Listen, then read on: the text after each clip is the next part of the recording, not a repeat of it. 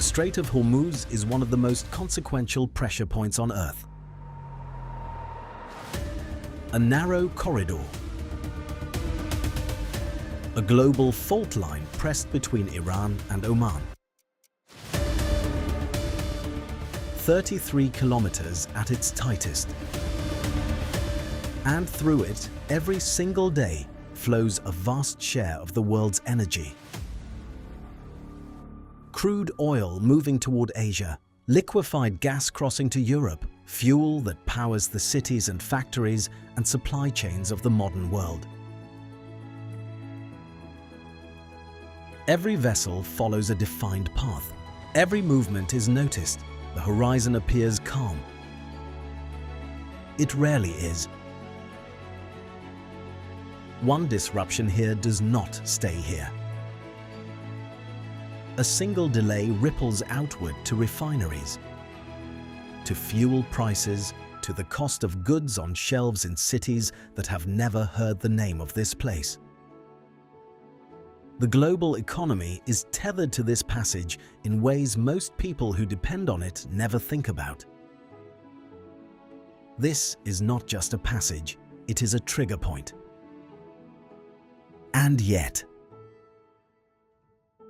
beyond the tension and the tankers, beyond the economics and the surveillance systems, Hormuz is more than a pressure point. It is a place. And the place is extraordinary in ways the headlines have never had time to show you. Red beaches where iron oxide turns the sand the color of dried blood, and the waves run rust where they meet the shore. A volcanic island painted in minerals that shift from crimson to gold to purple across a single afternoon. Salt caves glittering in absolute silence beneath desert hills. An ancient village speaking a language assembled from 10 others by 5 centuries of maritime traffic.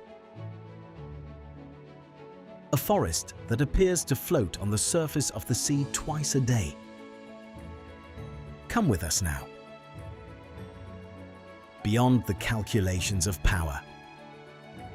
To see what the world's most watched waterway actually looks like.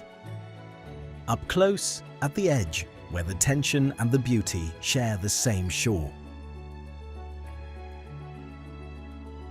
Look at a map of the Persian Gulf and follow the water south. Watch the Gulf narrow between the Arabian Peninsula to the west and the coast of Iran to the north.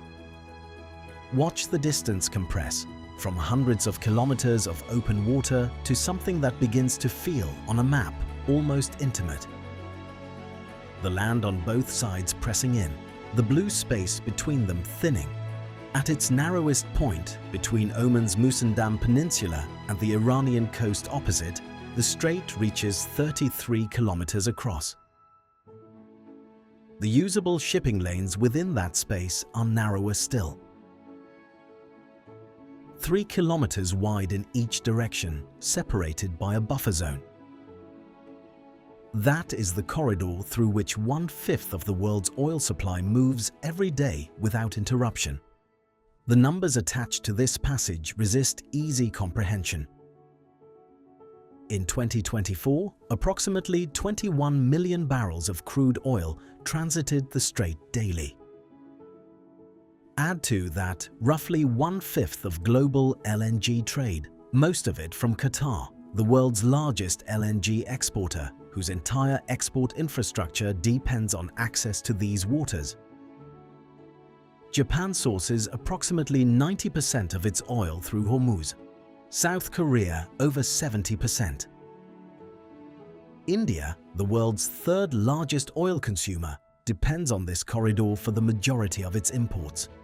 China, now the world's largest oil importer, routes a critical share of its energy supply through here. The concentration of dependency on a single point is, by any measure, extraordinary. The global energy system was built on the assumption that Hormuz stays open. When that assumption is tested, even briefly, the consequences move faster than ships. Think about what that means in practical terms.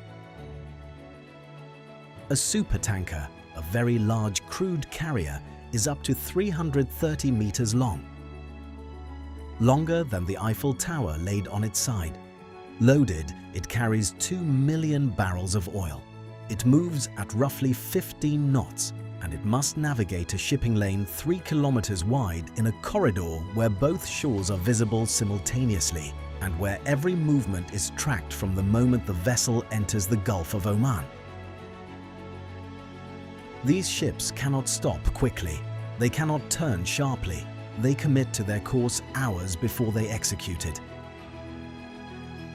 In a confined space like Hormuz, this predictability is both a practical necessity and a strategic vulnerability. Predictable routes are observable routes. Observable routes can be pressured. The geography that makes this corridor so valuable also makes it so sensitive. On the northern shore, Iran. On the southern shore, Oman. Between them, a passage so narrow that the two sides are, in places, within easy visual range of each other.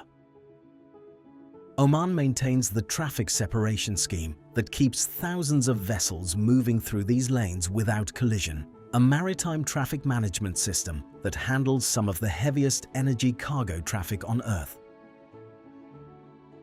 The international community, including major Western navies, maintains a continuous presence in the waters approaching the strait. In this confined space, every signal matters. Every vessel follows a defined path. Predictable routes invite surveillance.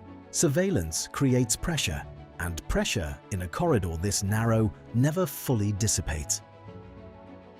There were times when vessels passing through could see the faces of those watching them from the opposite shore, when radio challenges carried across open water and left no doubt about how closely the passage was being observed. The logic of the place is as old as geography itself. Control the threshold and you influence everything beyond it. The method has changed across centuries, from Portuguese cannon to radar arrays, from galleons to fast patrol craft. The logic has not.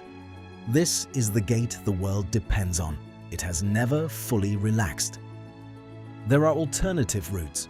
The Petroline pipeline crosses Saudi Arabia from its eastern fields to the Red Sea, capacity around 5 million barrels per day. The Abu Dhabi pipeline reaches Fujairah on the Gulf of Oman, bypassing the strait entirely. Together, these alternatives can divert perhaps 6 or 7 million barrels per day. Current daily transit through Hormuz runs at 21 million. The infrastructure for a complete bypass does not exist. It would take decades and hundreds of billions of dollars to build.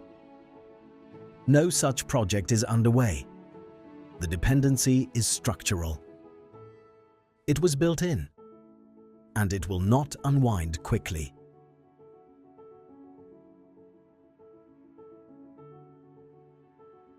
A long shape on the map, stretched along Iran's southern coast like a stone breakwater, parallel to the mainland, its eastern tip reaching toward the strait's narrowest point. Qeshm Island is the largest island in the Persian Gulf, 1,500 square kilometers, a population of roughly 150,000, and a position at the edge of the corridor that makes it impossible to discuss without noting what it overlooks. The waters between Qeshm and the mainland carry a significant share of the traffic moving toward and away from the strait.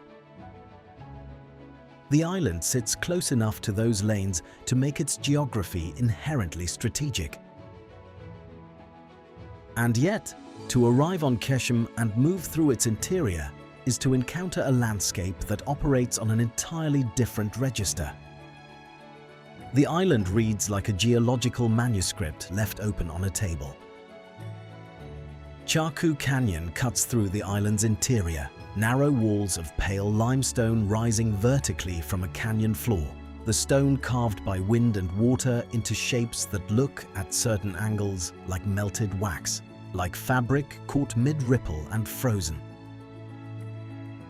The walls press close enough in places that outstretched hands touch stone on both sides simultaneously. Above the canyon floor, the desert heat bakes the exposed ridges. Inside the canyon, the air is still and cool and carries the particular silence of enclosed stone. Stars Valley sits in the island's northern terrain. Local tradition holds that a meteorite struck here, throwing earth into the shapes that remain. Pillars of soft sandstone eroded into columns and arches that cast long shadows in the afternoon light. The rock is soft enough that every significant storm reshapes the valley slightly. Visit today and it looks different from how it looked a decade ago. Come back in another decade and the change will have continued. A landscape perpetually in the process of becoming something else.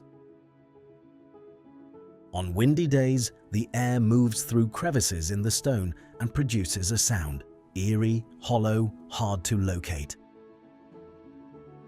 Some locals still consider the valley off-limits after dark. Whatever produces the sound does not stop when the sun goes down. The Namakdan Salt Cave descends into the island's southern geology, the longest salt cave on Earth. More than 6 kilometers of passages formed as salt has pushed upward through the island's geological layers over thousands of years. To enter it is to enter a world made of a single mineral. Walls marbled red and purple and white. Salt stalactites hanging from ceilings like white icicles, catching any available light and scattering it in every direction. The air inside is acoustically dead. The salt walls absorb sound with extraordinary efficiency, and the silence that results is complete in a way that few enclosed spaces anywhere produce.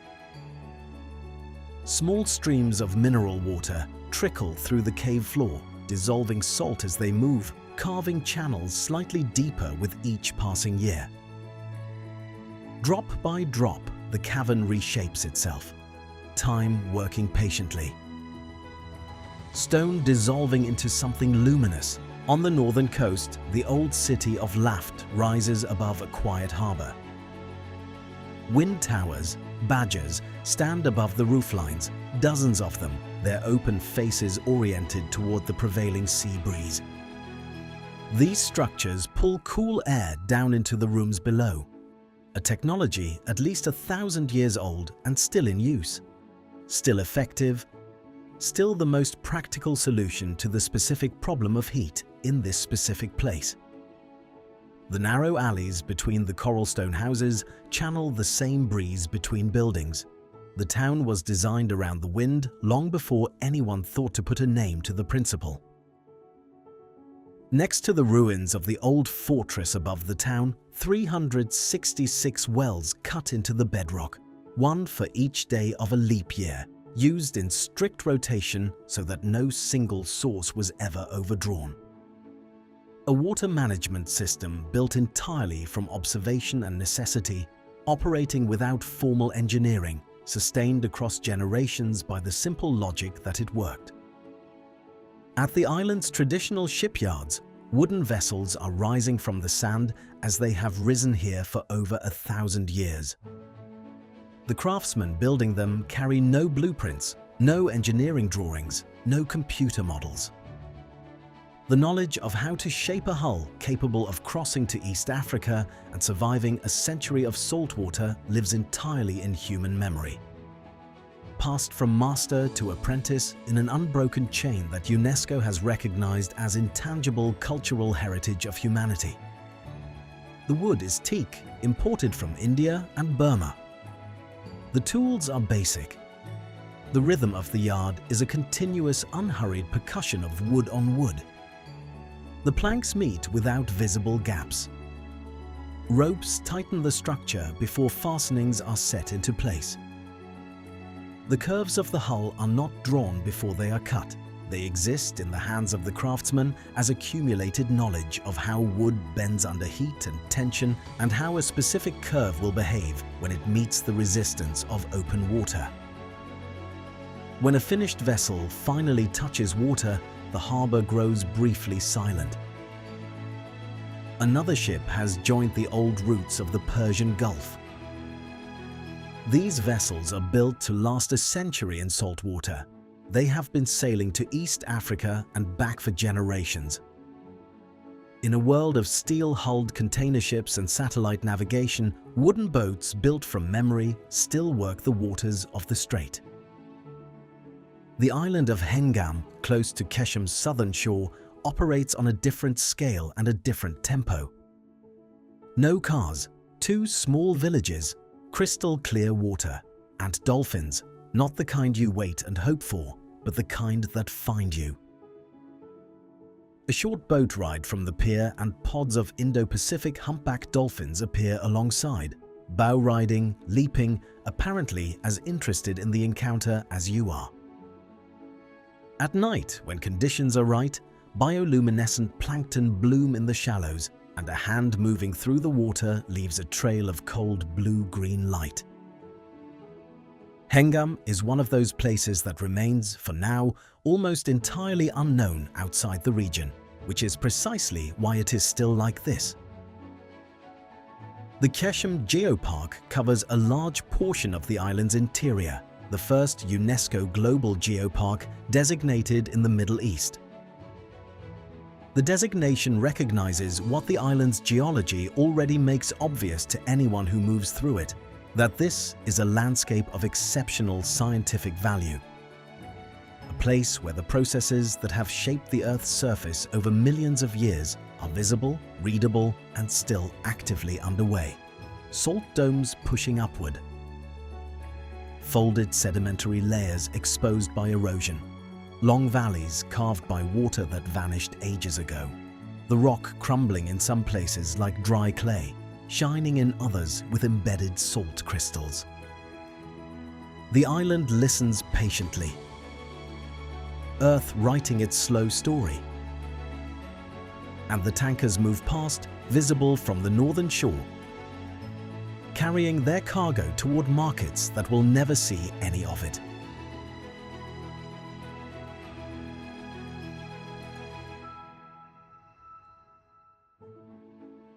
Set aside for a moment what this island means on a strategic map. Step onto its shore and look at the ground. The sand is red, not reddish, not the pale ochre of most desert coastlines. Red, deep, saturated, the color of brick dust, of dried earth, of something that has no business existing on a beach beside blue water. The waves arriving at this shore carry iron oxide in suspension, and where the surf line meets the sand, the water turns the color of rust. Walk along the beach and your feet sink into a surface that will leave its color on your skin for hours after you leave. Hormuz Island sits near the inner curve of the strait, approximately 8 kilometers from the port of Bandar Abbas. Its position matters to anyone thinking about maritime strategy, but its geology is what the island itself has to say. The island sits on a massive salt dome that has been pushing upward through the Earth's crust for millions of years, carrying with it a mineral concentration that has no equivalent anywhere in this region. Up to 70 distinct mineral types are present in the island's soil. The iron oxide gives the beaches their color. Sulfur compounds stain the hillsides yellow. Salt deposits bleach the exposed ridges white. Volcanic material darkens the rock between them. NASA has used Hormuz Island as a reference point for Mars, not as a metaphor, as a practical analog.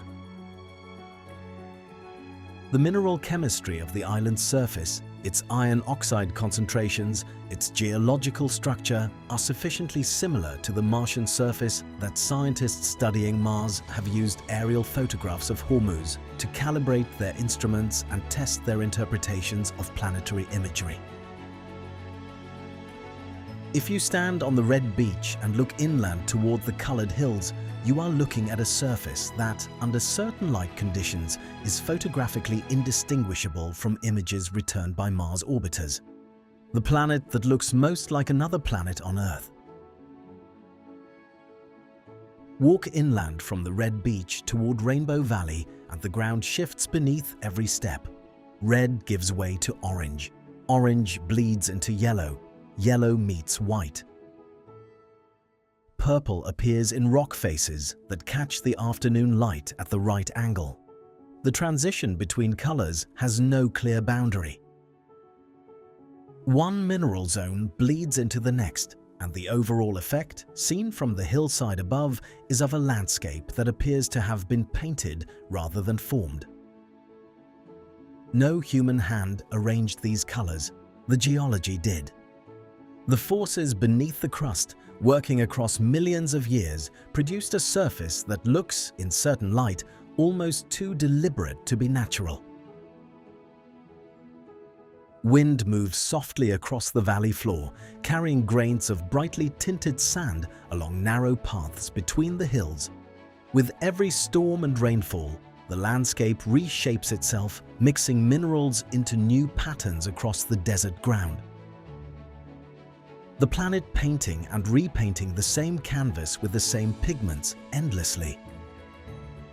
The soil here is edible. The iron-rich red earth of Hormuz, known locally as golak, has been used as a food flavoring for generations. Mixed with oil and spices, it seasons dishes in ways that the same ingredients prepared elsewhere cannot replicate. It is probably the only place on Earth where you can taste a geological formation. The same mineral that colors the waves also flavors the food. If Rainbow Valley is the island's surface gallery, then the Valley of Statues is its sculpture park. Wind and water have been working on the softer rock formations here for millions of years, producing shapes that resist rational description. Columns that should have toppled, arches that defy the geometry of their own weight, formations that resolve, depending on the angle and the quality of the light, into dragons, crouching eagles, the weathered face of an old man. On windy days, the air moving through the crevices produces sounds that locals describe as the valley whispering. Most people do not go there after dark. Beneath Rainbow Valley, the salt dome that created this island continues to work.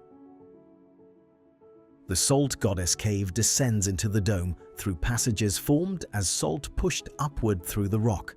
Inside, the walls are white and amber and grey, shimmering under any available light.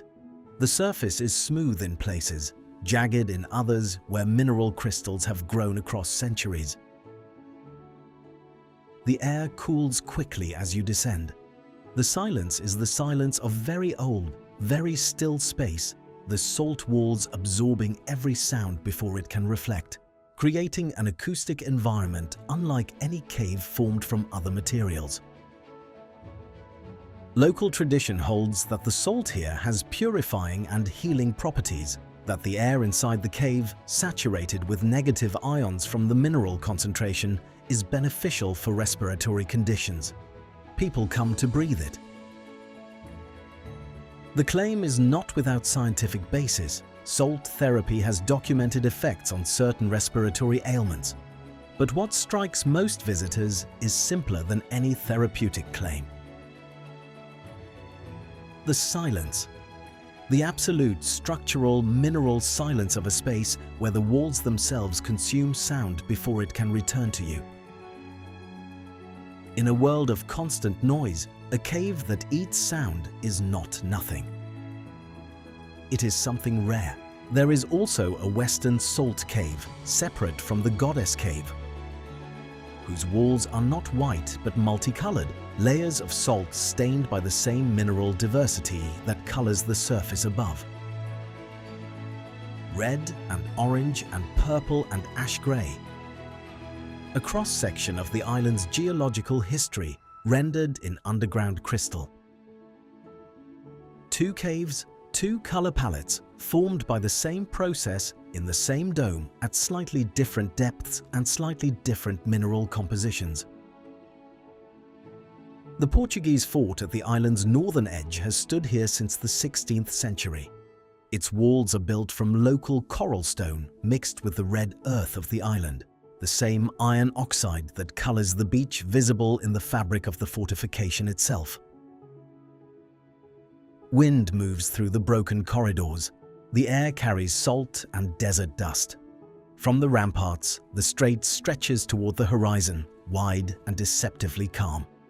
Up close, the structure feels weathered but patient. Red earth mixes with coral stone in its walls. Empty arches frame the sea beyond. The sound of waves reaches the courtyard long after the soldiers have gone. Empires came here for the same reason the tankers come now. The passage was valuable. The island commanded the passage. The fort commanded the island. The logic is unchanged across 5 centuries. Only the technology that implements it has been replaced. The fort still watches the same water. A quiet witness beside a passage that has never lost its importance.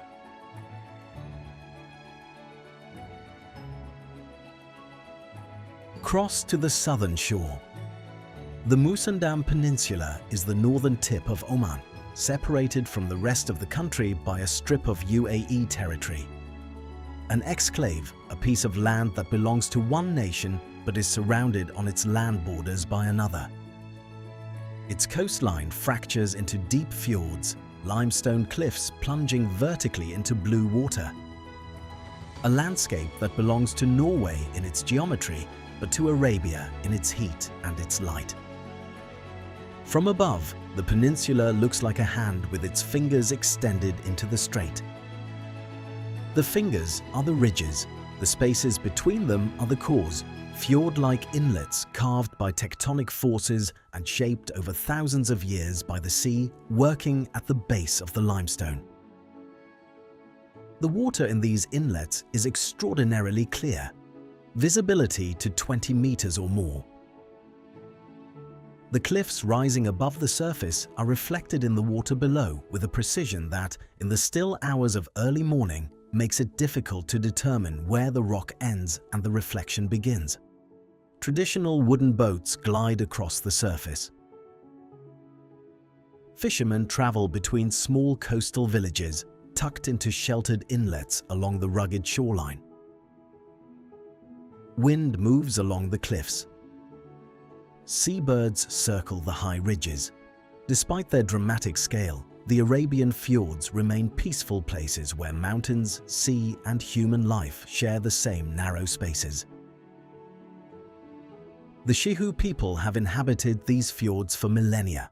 They built their villages on cliff ledges accessible only by sea or by paths so steep that outsiders rarely attempted them. They developed their own dialect of Arabic, distinct enough from standard forms that Gulf Arabs from the cities sometimes cannot follow it. They created round stone towers with wooden hatches instead of doors, designed to be defended from above, and they carry the yuz, a small axe, part walking stick, part tool, part social marker. You can identify a Shihu man by his juz the moment you see him. Identity carried in a single object in a community that has needed very few objects to define itself against the outside world. Here in Musandam, the desert does not end at the shore. It simply falls into the sea, creating one of the most striking coastal landscapes of the Arabian Peninsula. Jebel Harim rises above these fjords to 2,087 meters, the highest peak in Musandam. From its summit on a clear day, the full geography of the passage is visible. The shore to the north, the shipping lanes between, the tankers moving through them, enormous at close range, appearing almost motionless from this elevation. The name means Mountain of Women. The name comes from a time when men went out to sea and women climbed to the summit to seek refuge when the coastline was threatened by raiders from the water. The highest point of the peninsula, the hardest to reach from below, became the safest place to be. The mountain protected them. The mountain still carries the name of that protection. The mountain slopes carry fossils of coral and marine shells pressed into ancient limestone. Evidence that these heights were once submerged, that the rock which now stands kilometers above the sea was formed at the bottom of an ocean that preceded the current arrangement of continents. The fossils appear in cliff faces, in loose rock, in the walls of paths. The mountain wears its geological history on its surface. What was once 4,000 meters underwater is now nearly 2,000 meters in the sky. The tectonic forces that produced this inversion were operating on timescales that make the entire human story look like an afternoon. On the summit, in winter, temperatures drop below zero. Frost forms on the limestone. Occasionally, light snow falls on peaks that overlook one of the warmest shipping lanes on Earth. The contrast, Arctic cold at altitude, Persian Gulf heat at the shore below, is not a meteorological anomaly.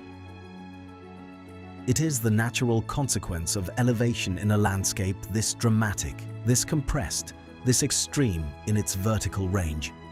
Arabian tar move across the steep faces with a precision that appears effortless. These agile mountain goats navigate ledges where a misplaced step would be fatal. Their hooves adapted to limestone in ways that allow movement across surfaces that challenge the balance of anything bipedal. Desert foxes work the ravines at dusk. Egyptian vultures ride the thermals that rise from the sun-warmed rock. The ecosystem here is spare but not empty, life fitting itself into the narrow margins that the landscape provides, as life does everywhere. It is given any margin at all: stone, wind, hidden life. Deep inside one of the quieter fjords, a small island holds a particular piece of history. In 1864, the British Empire built a telegraph station here, part of the undersea cable connecting London to India, the most ambitious communications infrastructure of its era. The operators stationed on what became Telegraph Island worked in near total isolation. The fjord walls trapping the heat, the silence broken only by the incoming messages of an empire they could not see. The station was abandoned after 5 years. The phrase "going round the bend" is said to have originated here, a reference to the island's position around the curve of the fjord, out of sight of the main waterway. Today, the water around it is crystal clear and full of coral and fish. The isolation that broke the men who staffed it now attracts snorkelers who have never heard their names. In the stillness of the fjords, far from the shipping lanes, the water is so quiet that the sound of oars carries from one side of the inlet to the other. The cliffs hold the sound. The echo returns slightly different, changed by the distance it has traveled and the stone it has touched. Musandam does not simply overlook the strait. It holds memory of every vessel that has passed this way.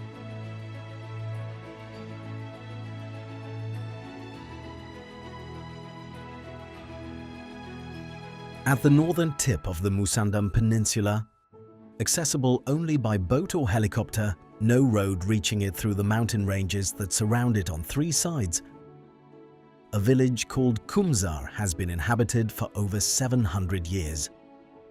Life here moves with the sea. Fishing boats leave the harbour at first light, moving out into the strait, returning in the afternoon with the day's catch. Nets dry along the shore in the hours between. Children walk the narrow paths between stone houses that face the water. The houses press close together because flat land barely exists. The village occupies a thin strip between cliff and sea, buildings climbing the rock face wherever footing can be cut. From the waterfront at Qumzar, the tankers are visible, moving slowly across the northern horizon. Enormous at distance, their scale legible only because the mountains behind them provide a reference point. The world's energy supply witnessed daily from a village where most people have never left the peninsula. The language spoken here is Qumzari, found nowhere else on Earth. Linguists describe it as a blend of at least 10 languages: Arabic, Persian, Portuguese, Hindi, Baluchi, Swahili, and several others that reflect the 5 centuries of maritime traffic that have passed through these waters. Every sailor, every merchant, every traveler who stopped at Qumzar left a word behind. Over generations, those words accumulated and merged into something that belongs entirely to this place and nowhere else. A language built by a shipping route, the community migrates with the seasons. Every summer, when the heat trapped by the surrounding cliffs reaches levels that make daily life genuinely dangerous, most of the village loads into boats and travels to Qasab to work the date harvest and wait for the temperature to become survivable again. In autumn, they return together.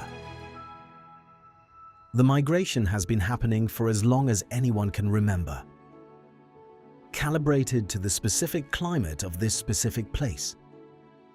This seasonal logic, reading the environment, moving with it rather than against it, organizing collective behavior around conditions rather than preference, is the same logic that built the wind towers of Laft and the 366 wells in strict rotation and the dow holes that flex rather than resist. It is the logic of communities that have paid close attention to their surroundings for a very long time and built their behavior around what they observed. The children of Qumzar grow up knowing the sea in ways that no curriculum teaches. They know the behavior of the strait in different seasons. They know which channels run fast in which tides. They know where the fish are at which time of year. Knowledge transmitted not through instruction, but through the accumulated experience of going out with their fathers and their fathers' fathers. When the tankers pass on the northern horizon, they see them the way anyone sees the furniture of their familiar landscape: present, noted, unremarkable. Part of the background of a life organized around completely different priorities. Small village, ancient culture, a language that survived the mountains and the centuries. The paradox feels quiet but powerful. While modern cities grow across the Gulf, Qumzar remains rooted in rhythms shaped by fishing, weather, and the particular logic of a community that the sea made. The Shihu people, the indigenous inhabitants of the Muzandam Peninsula, have lived in these fjords for millennia. They built their villages on cliff ledges accessible only by sea or by paths so steep that outsiders rarely attempted them. They developed their own dialect of Arabic, distinct enough from standard forms that Gulf Arabs from the cities sometimes need an interpreter. They created round stone towers with wooden hatches instead of the doors, built to be defended from above. And they carry the jers, a small axe used simultaneously as walking stick, farming tool, and social marker. You can identify a Shihu man by his jers the moment you see him. Identity carried in a single object. Qumzar is the extreme expression of this isolation. A community that has had, for most of its history, only one reliable connection to the world outside its cliffs: the water. The water that has carried its fishermen out and back for 7 centuries. The water that has brought traders and sailors who left words in its language. The water that carries, today, the tankers that are visible from the waterfront every morning, passing within a few kilometers of houses whose inhabitants were here long before the oil era began and will be here, in some form, long after it ends. Wooden boats still rest on the sand. Voices travel across the harbor in a language carried through generations. The strait has defined this village in every way: its economy, its language, its seasonal rhythms, its architecture. And the village, in turn, represents something that the strategic maps of the strait consistently fail to show. That this passage has a human face, that at its edge, on the cliffs above the shipping lanes, people are eating dinner tonight, as they have eaten dinner here for 700 years. Surrounded by a language the strait itself assembled from the vocabulary of the world.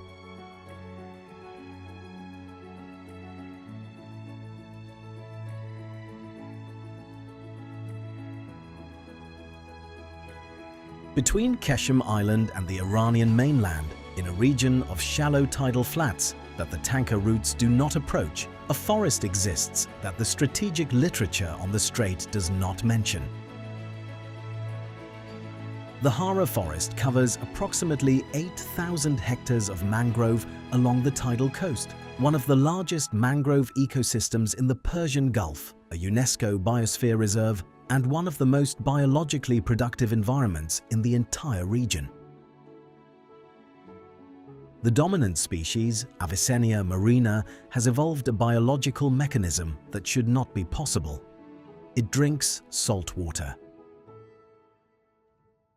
The bark filters out the salt as water is absorbed, allowing only fresh water into the tree's vascular system, secreting the excess salt through the leaf surface. The tree survives in conditions that kill almost every other plant by processing the very substance that would kill it. The scientific name Avicennia comes from Ibn Sina, Avicenna in the West, the great Persian philosopher and physician of the 11th century, one of the most influential scientists and thinkers in the history of the Islamic world. The botanists who named the genus chose it to honor someone whose intellectual achievements rivaled the biological achievements of the plant itself. There is something fitting in that. A tree that survives by doing what should be impossible, named after a man who spent his life doing the same. Twice a day, the tides transform the forest. When the tide rises, the sea advances through the root systems and the lower trunks disappear beneath the surface. The forest appears to float, a dense canopy of green suspended above open water, reflected perfectly in the still surface below. The boundary between tree and sea dissolves. When the tide falls, what was hidden is revealed. The root systems, arching and interlocking, embedded in the salt mud, stabilizing the sediment, breaking the force of waves, protecting the coastline behind it. Remove the forest and the shore retreats. The two are not separate systems, they are the same system. Beneath the waterline threading through those roots, the forest functions as a nursery. Fish, shrimp, sea turtles, juvenile marine species that will eventually populate the wider Gulf spend their earliest life stages in the shelter of the root architecture. The Hara forest feeds the sea around it in ways that extend far beyond its visible surface. Researchers have documented that mangrove ecosystems produce fishery yields far beyond what their surface area would suggest, because of exactly this nursery function. The people of Qeshm have been eating the fish that the Hara forest produces for as long as they have lived on this coast. The connection is direct, biological, ancient. Flamingos arrive in winter, hundreds of them, sometimes thousands, their pink color visible from considerable distance against the gray-green of the mangrove canopy.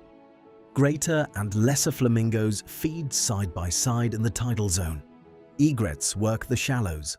Pelicans patrol overhead.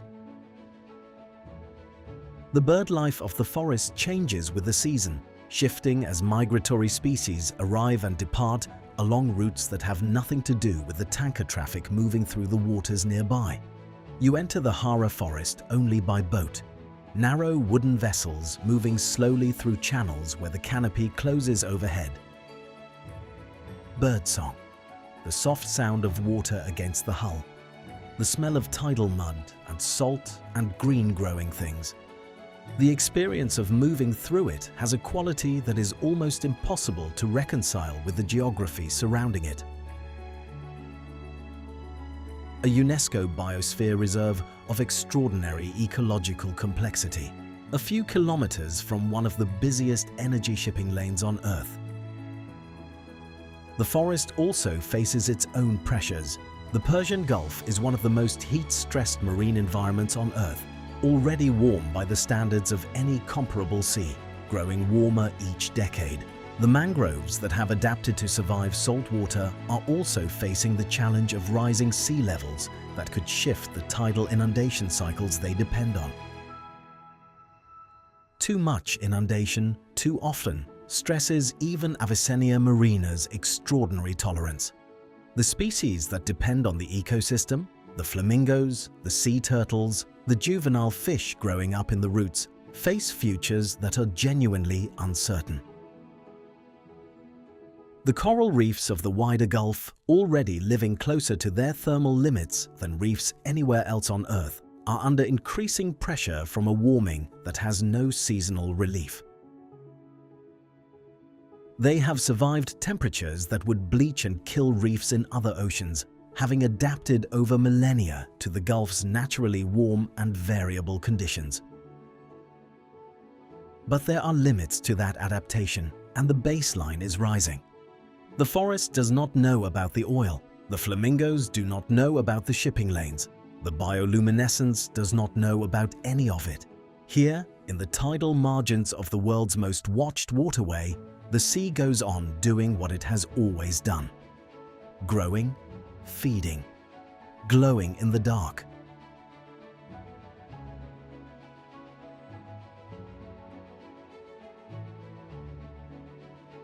The journey through the Strait of Hormuz ends where it began, with the water.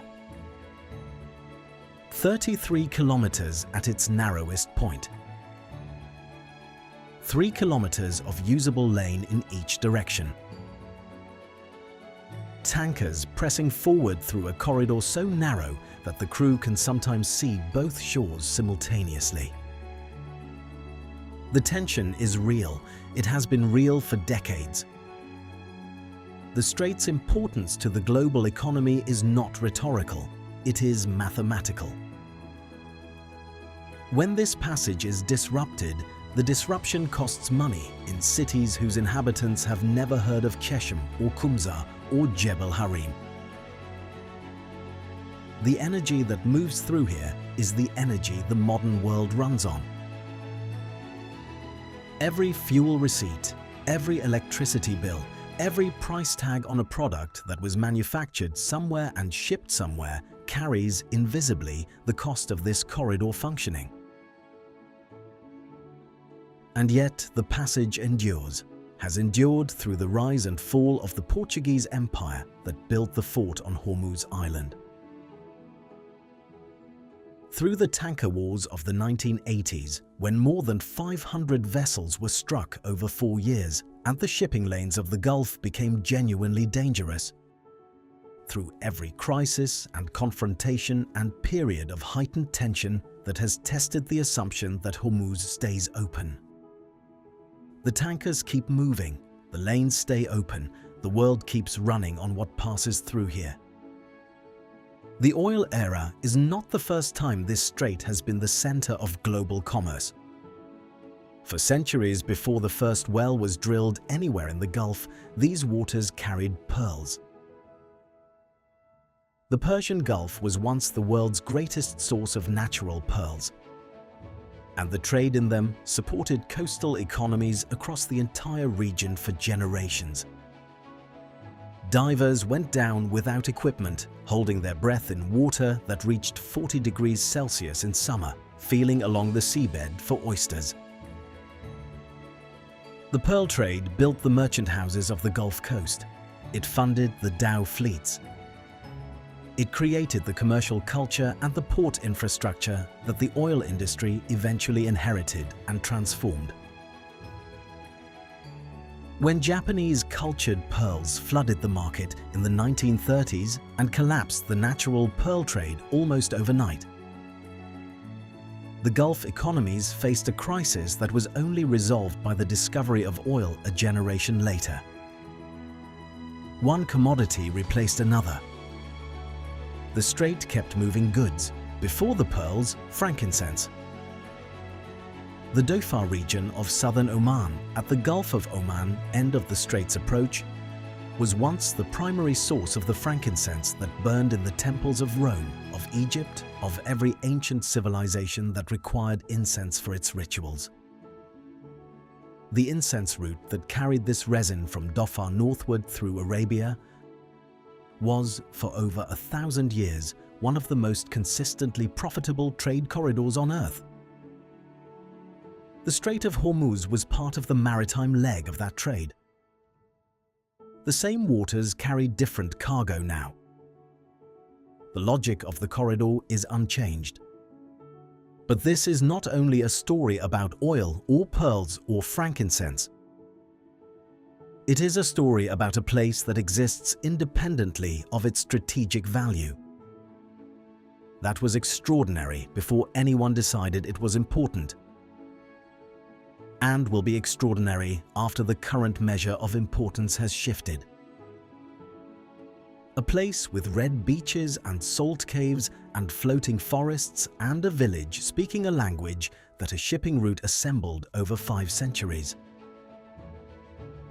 A place where the oldest geological processes on Earth are still visible in the surface of the rock, where wind towers 1,000 years old still cool the houses they were built for, where families have been eating dinner with the strait visible from their windows for longer than most nations have existed.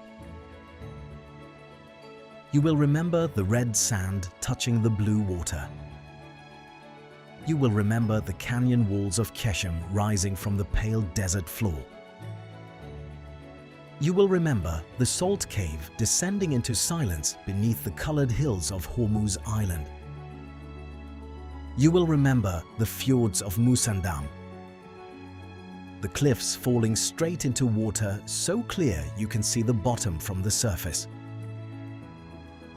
You will remember the old city of Laft, the wind towers rising above the harbor, the 366 wells in strict rotation, the coral stone alleys channeling the sea breeze through a settlement that understood its climate deeply enough to engineer against it 1,000 years ago without any modern science to explain why it worked.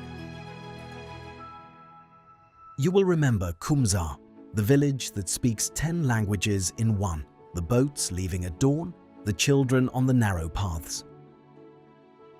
The tankers moving silently past on the northern horizon, carrying fuel for cities that will never see this shore. The strait is a pressure point. It is also a place where people live, where the earth is red and the caves are silent and the forest floats on the tide. Where the water carries the weight of the world's energy and the wind moves through the towers above the harbor, and the language of 5 centuries of maritime trade is still spoken by children who have never left the peninsula. The energy era that made Hormuz strategically critical is perhaps 70 years old. The cultures living on its shores are thousands of years old. The geology beneath them is millions. The red beaches of Hormuz Island were red before any civilization knew there was oil beneath the desert. The wind towers of Laft were cooling houses for 1,000 years before the concept of a shipping lane existed. The fossil coral in the limestone of Jebel Harim was deposited at the bottom of an ancient ocean tens of millions of years before the first human being looked at this water and thought about what it was worth. In the long view of this place, the tankers are the recent arrivals. The oil era is an episode. The strait is permanent. Whatever fuel the world runs on a century from now, hydrogen, ammonia, something not yet named, the geography of this passage will be the same. 33 kilometers between two shores, the same channel, the same currents, the same limestone cliffs falling into the same clear water, the same red sand meeting the same blue sea. Hormuz, therefore, is not only a global choke point, it carries a strange kind of allure. Even along one of the most consequential maritime routes on Earth, nature still calmly creates its gentlest moments. The tension will remain, the tankers will keep moving, and the red sand will keep meeting the waves. The salt cave will keep growing in the dark, the flamingos will keep arriving in winter, the fish will keep sheltering in the roots of the floating forest. The strait goes on, as it always has,